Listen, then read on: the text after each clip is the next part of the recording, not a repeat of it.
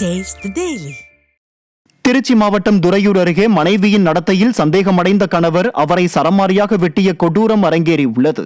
சிக்கத்தம்பூரைச் சேர்ந்த lorry driver Rajkumar தனியார் பால் நிறுவனத்தில் பணியாற்றும் தனது மனைவி நந்தினி வேறு நபருடன் அடிக்கடி தொலைபேசியில் பேசிக் கொண்டிருப்பதைக் கண்டு அவரது நடத்தையில் சந்தேகமடைந்து கை கால் தலையில் சரமாரியாக வெட்டினார்.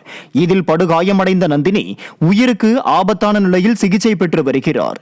விடிய ஆட்சியில் காவல்துறை மீது துளியும் பயம் இல்லாததால் குடும்ப வன்முறைகள் அதிகரித்து விட்டதாக மக்கள் வேதனை தெரிவித்தனர். கடலூர் மாவட்டம் வேப்பூர் அரசு மருத்துவமனை மேல் மாடியில் ஆண் சடலம் கண்டெடுக்கப்பட்டுள்ளது. மருத்துவமனைக்கு சிகிச்சைக்காக சென்ற நோயாளிகள் துர்நாற்றம் வீசுவதாக தெரிவித்ததை அடுத்து மருத்துவமனையில் சோதனை செய்யப்பட்டது. அப்போது மேல் மாடியில் சுமார் 50 வயது மதிக்கத்தக்க ஆண் சடலம் ஒன்று அழுகிய நிலையில் கிடந்தது தெரியவந்தது. இறந்து கிடந்தவர் யார், எந்த ஊரைச் சேர்ந்தவர், சிகிச்சைக்கு வந்த நபரா அல்லது கொலை செய்யப்பட்டாரா என விசாரணை நடைபெற்று வருகிறது. தர்மபுரி அருகே சுடுகாட்டு பாதையை ஆக்கிரமிப்பு செய்தவர்கள் மீது நடவடிக்கை எடுக்க ஆட்சியரிடம் கிராம மக்கள் மனு அளித்தனர். நாயக்கன அள்ளி ஊராட்சிக்குட்பட்ட சின்னமல்லிப்பட்டி கிராமத்தில் சுமார் 50க்கும் மேற்பட்டோர் குடியிருந்து வருகின்றனர். இவர்கள் அப்பகுதியில் உள்ள சுடுகாட்டை பல தலைமுறையாக பயன்படுத்தி வந்துள்ளனர்.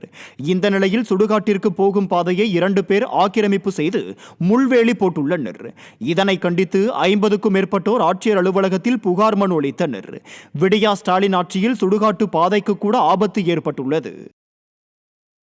சுடுகாட்டுக்கு இடம் இல்லாதனால ரொம்ப கஷ்டமா இருக்கு. வழியில் போறதுக்கு எங்க பாடி எடுத்து போறதுக்கு இடம் இல்லை. அதனால நாங்கள் மனு கொடுக்கறதுக்கு வந்திருக்கோம்.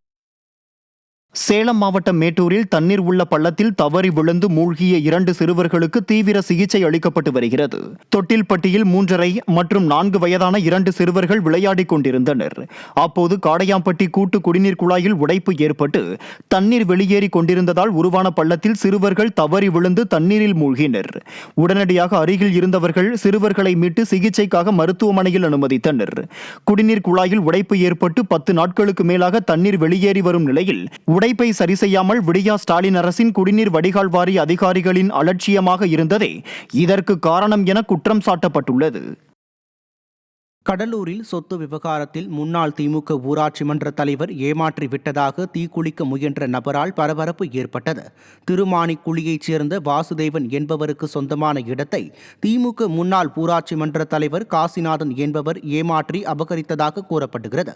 இதனால் விரக்தியடைந்த அவர் குடும்பத்துடன் சேர்ந்து ஆட்சியர் அலுவலகத்தில் தீக்குளித்து தற்கொலை செய்ய முயன்றார்.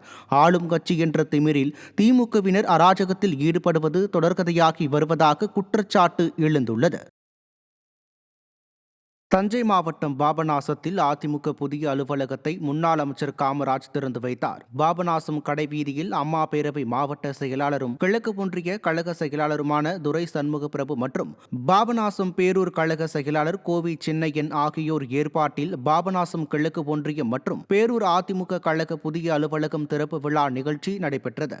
மேற்கு மாவட்ட கழக செயலாளர் எம் ரித்தினசாமி முன்னிலையில் முன்னாள் உணவுத்துறை அமைச்சரும் கழக அமைப்பு செயலாளருமான காமராஜ் அதிமுக கழக புதிய அலுவலகத்தை ரிப்பன் வெட்டி திறந்து வைத்தார். தொடர்ந்து புரட்சித் தலைவர் எம்ஜிஆர், புரட்சித் தலைவி ஜெயலலிதா, மறைந்த முன்னாள் அமைச்சர் துரைக்கண்ணு திருவுருவ படத்திற்கு மலர் தூவி மரியாதை செலுத்தினர்.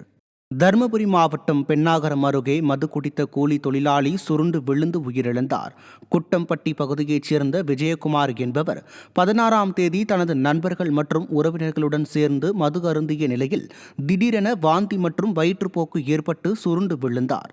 இதையடுத்து மருத்துவமனையில் அனுமதிக்கப்பட்ட அவர் சிகிச்சை பலனின்றி உயிரிழந்தார். திமுக ஆட்சியில் 24 மணி நேரமும் சட்டவிரோதமாக மது விற்கப்படுவதால் மது குடித்து இறப்போரின் எண்ணிக்கை நாளுக்கு நாள் அதிகரித்து வருவதாக மக்கள் குற்றம் சாட்டுகின்றனர்.